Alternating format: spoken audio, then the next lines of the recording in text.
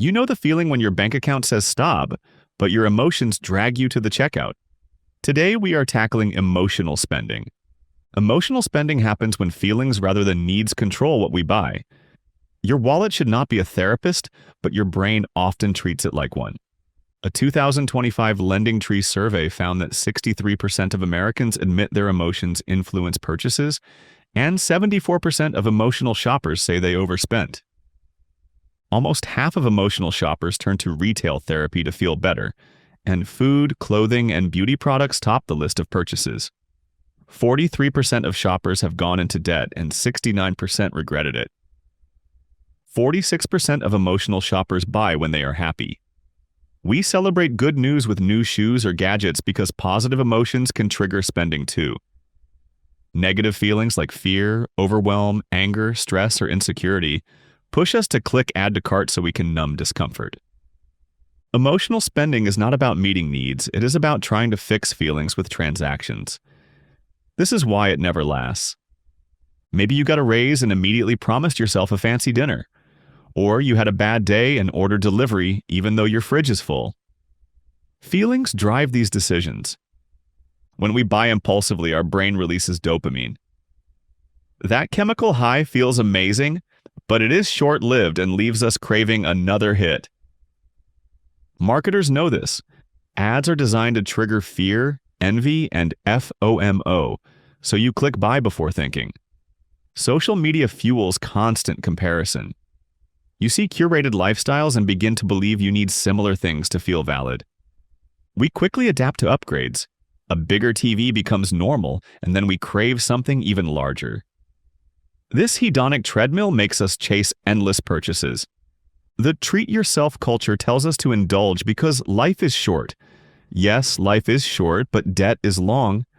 As Warren Buffett said, if you cannot control your emotions, you cannot control your money. Emotional discipline matters. Motivational author Jim Rohn reminds us that discipline is the bridge between goals and accomplishment. Discipline is not punishment, it is freedom.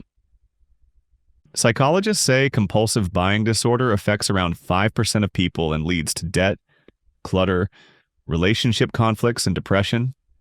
It is serious. Those piles of packages, unused subscriptions, and cluttered closets are physical manifestations of emotional shopping. They suffocate your space and your mind. Debt from emotional spending piles up quickly. Interest charges silently rob your future while you soothe the present. The guilt and shame after an impulse purchase can worsen mental health. It creates a cycle where shame fuels more spending. To break this pattern, you need to understand your triggers. Keep a journal and note how you feel before you buy. Researchers found that people with higher emotional intelligence are less materialistic and less prone to compulsive buying. Learning to manage feelings pays off. When you feel an urge to buy, pause and breathe. Give yourself a moment to feel the emotion instead of swiping away. Use the waitlist method. Add the item to your cart and wait 24 hours. If you still want it and it fits your budget, consider buying it. Budget for fun. Create a small, guilt-free category for treats so you can enjoy occasionally without sabotaging your goals. Ask yourself if a purchase aligns with your long-term goals. A moment of mindfulness can prevent months of regret. Replace impulsive shopping with healthy coping mechanisms like calling a friend, exercising, journaling, or meditating. If emotional spending feels unmanageable, talk to a therapist or a financial counselor. Professional guidance helps you untangle feelings and money. Use technology to your advantage. Budgeting apps, spending alerts, and transaction notifications can curb impulses. Increase friction by deleting saved credit cards and shopping apps. When you must manually enter information, you give your rational brain time to intervene. Share your financial goals with a trusted friend or partner. Accountability partners can gently call you out when emotions take over. Practice gratitude daily. Focusing on what you already have builds contentment and reduces the urge to buy more. Invest in experiences rather than things.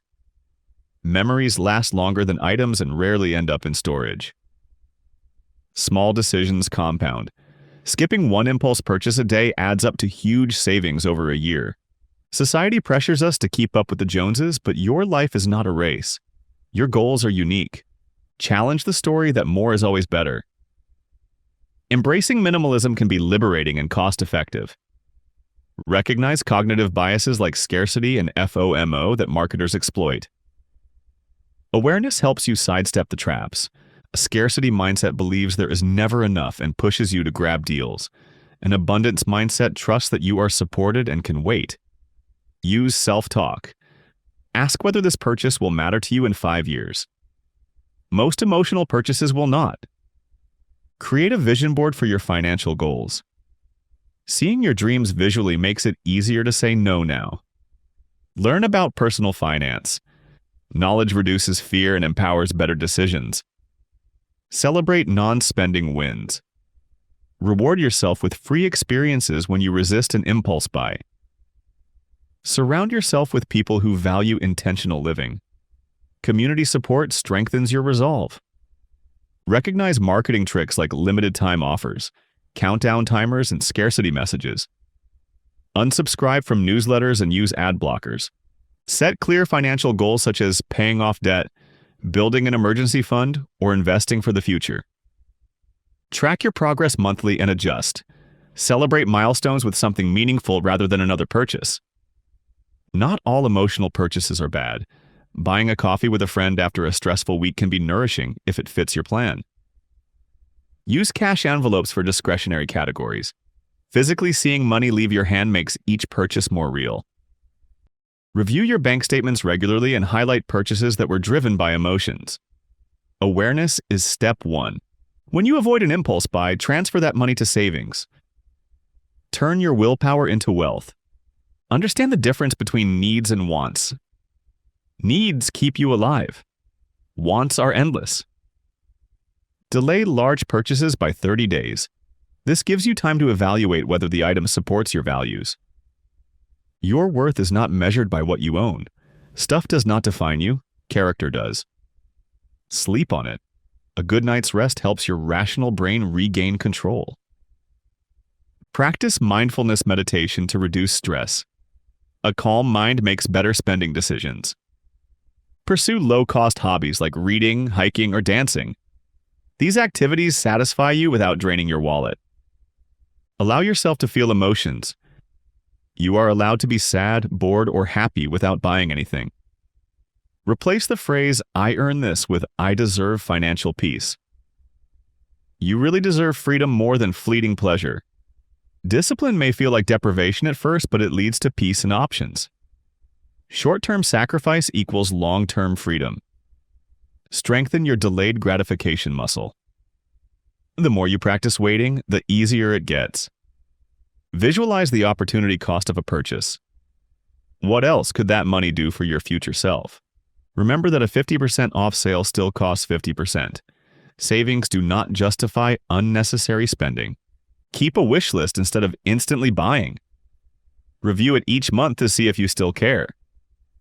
Use what you already own creatively. Repurpose clothes, cook with pantry items, and rediscover hobbies. Notice your triggers. Hunger, fatigue, and boredom can all make you spend. Address the root need instead. When emotions rise, change your environment. Step outside, stretch, or sip water to reset. Again, research shows that higher emotional intelligence correlates with lower materialism and compulsive buying. Develop those skills. Celebrate progress. The fact that you notice your impulses is a win. Self-awareness precedes change. Perfection is not the goal. Becoming aware and adjusting is what matters.